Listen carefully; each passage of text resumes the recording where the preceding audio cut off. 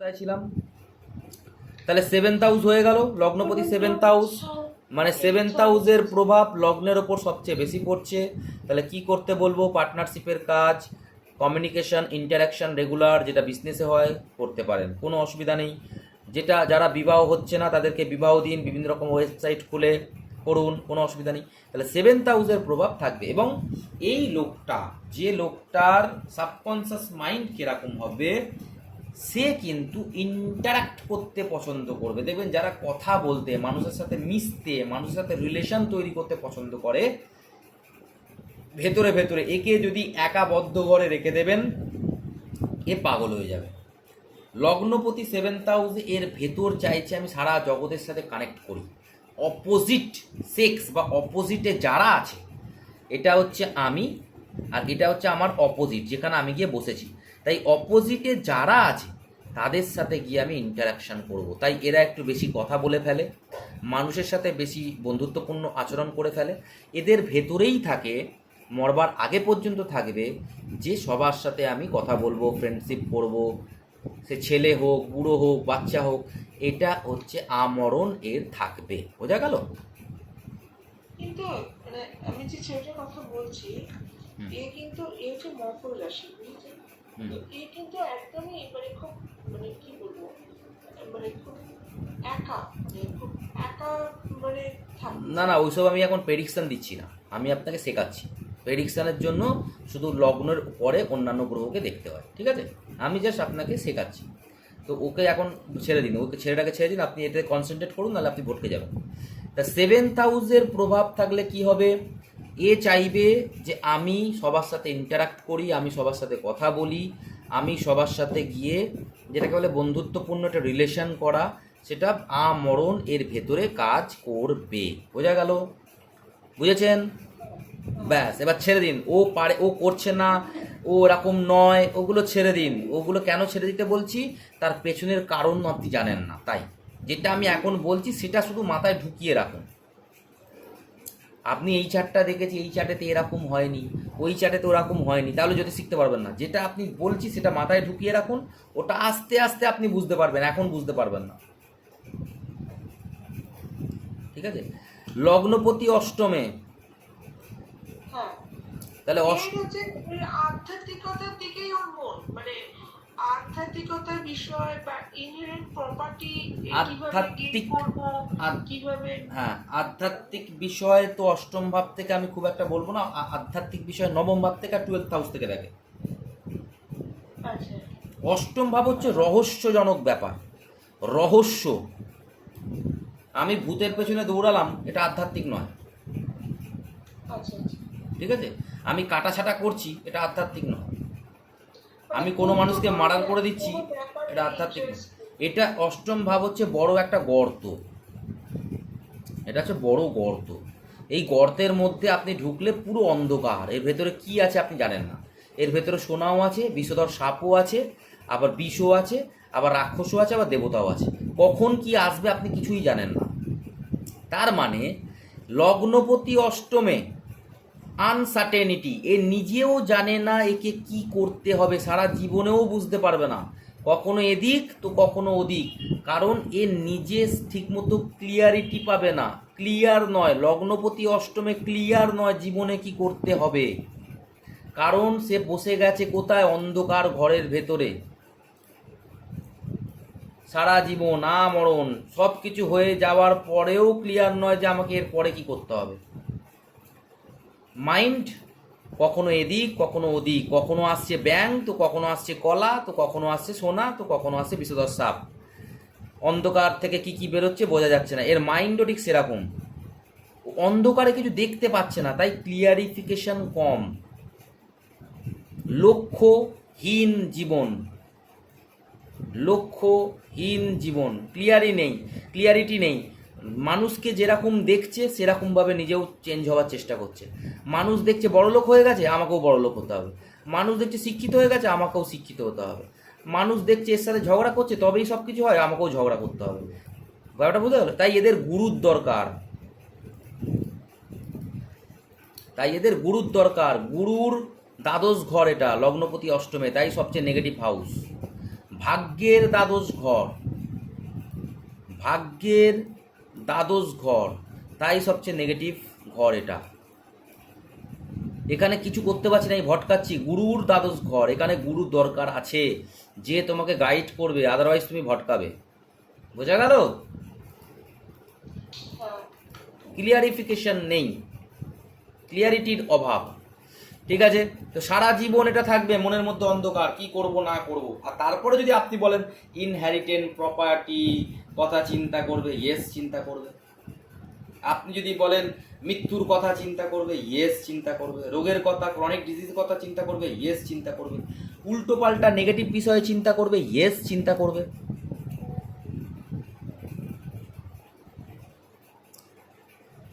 আচ্ছা, এই ধরনের লোকেদের মানে কিরকম প্রফেশনটা হয়? রিসার্চ ওরিয়েন্টেড, যেখানে কোনো সিওরিটি নেই, যেখানে অন্ধকার জগৎ, সেই ধরনের প্রফেশন।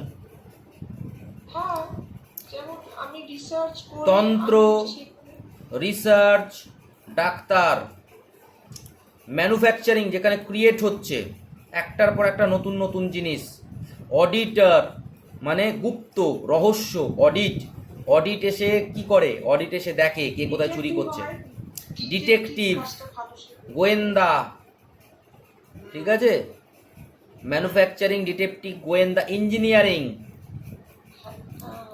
ঠিক আছে। তো এই ধরনের কাজ সবচেয়ে বেস্ট হচ্ছে আধ্যাত্মিক, ভৌতিক, যেটাকে বলে হচ্ছে আধ্যাত্মিক মানে হচ্ছে ওই যেটাকে বলে তন্ত্র, মানে অকাল্ট সায়েন্স, নট আধ্যাত্মিক নয়, অকাল্ট সায়েন্স, ঠিক আছে।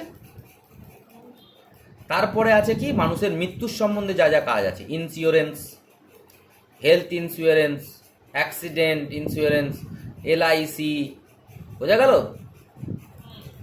আর তাদেরকে জিজ্ঞাসা করবেন, তারা এর মধ্যে কোনো না কোনো কাজ 100% করবে। তার কারণ হচ্ছে লগ্নপতির ওপর অষ্টম ভাবের প্রভাব।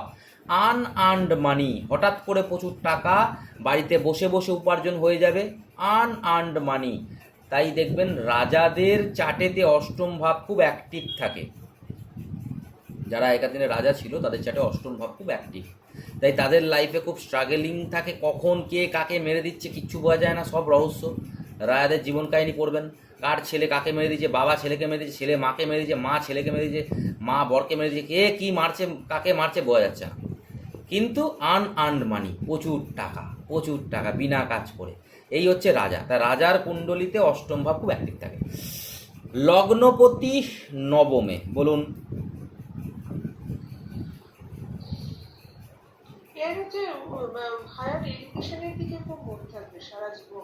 হ্যাঁ, আপনি সারা জীবন শিক্ষার প্রতি, পিতার প্রতি মন থাকবে, এইগুলো তো ন্যাচারাল আপনি বললেন। এবার আমি যেটা বলছি সেটা হচ্ছে নাইন্থ হাউস হচ্ছে লিনিয়েজ, লিনিয়েজ মানে হচ্ছে পূর্বপুরুষ। নাইন্থ হাউস হচ্ছে, বলুন কি বললাম, পূর্বপুরুষ, লিনিয়েজ।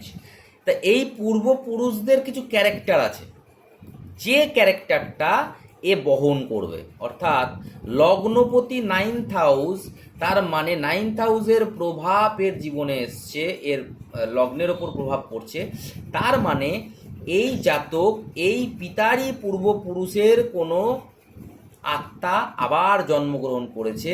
তাই এদের পূর্বপুরুষের যেরকম ক্যারেক্টার, সেই ক্যারেক্টার এর মধ্যে থাকবে।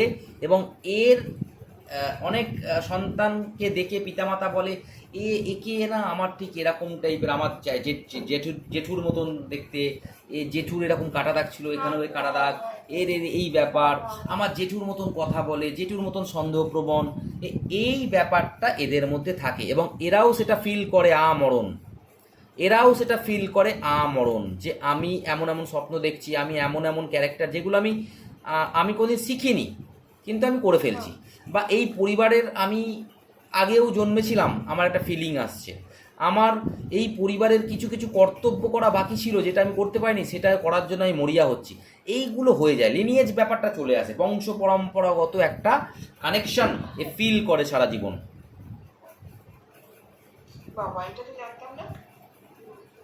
তা না জানেন বলেই তো বলছি যে আপনার কি বলে পড়াশোনার প্রভাব পড়বে, এটা তো আপনিও বলবেন। ঠিক আছে। ট্যুর, লং ট্যুরের প্রভাব পড়বে, অবশ্যই লং ট্যুরে যাবে, পড়াশোনা উচ্চশিক্ষা করবে, ঠিক আছে। পিতার ওপরে, পিতার প্রভাব তার জীবনে পড়বে, নিশ্চয়ই পড়বে, পড়াশোনার প্রভাব পড়বে। পঞ্চমের পঞ্চম যা যা প্রভাব পড়ে সব, কিন্তু এটা হচ্ছে বংশ পরম্পরা, লিনিয়েজ, আর এটা হচ্ছে পূর্ব জীবনের কর্মফল। ফিফথ হাউস হচ্ছে পূর্ব জীবনের কর্মফল, আর নাইনথ হাউস হচ্ছে বংশ পরম্পরা, লিনিয়েজ। বোঝা গেল? লগ্নপতি দশমে, হ্যাঁ এ হচ্ছে কেরিয়ার ওরিয়েন্টেড। হ্যাঁ, লগ্নপতি দশমে মরণ সম্মান নিয়ে চিন্তা করবে, সম্মান, আত্মসম্মান, আত্ম অভিমান, অহংকার, ইগো। বুড়োদের মধ্যেও থাকে না, আমি একটা বুড়ো বুড়িকে দেখেছিলাম, ডিভোর্স হয়নি, বুড়ো আলাদা ফ্ল্যাটে থাকে, বুড়ি আলাদা ফ্ল্যাটে থাকে, দুজনেরই অগাধ টাকা, ইগোর জন্য দুজনেই আলাদা রিলেশন রাখে, মানে কোনো রিলেশন রাখে না, অথচ ডাইভোর্স হয়নি। দিস ইজ কল লগ্নপতি 10th হাউস। ইগো, সম্মান, আত্মসম্মান, আমি সব, আত্মসম্মানে আঘাত আনা যাবে না। এরা সাবকনসিয়াস, এদের মাইন্ডের ভেতরে আত্মসম্মান বোধ মারাত্মক রকম থাকে। এরপরে আপনি বলবেন এদের জীবনে কেরিয়ারের প্রভাব, স্ট্যাটাসের প্রভাব, এরা খুব স্ট্যাটাস মেনটেন করে চলে, এরা খুব ফেমাস হতে চায়, এরা রাজনীতিতে যেতে চায়, তার প্রভাব সব কিছু আছে এর মধ্যে। ঠিক আছে।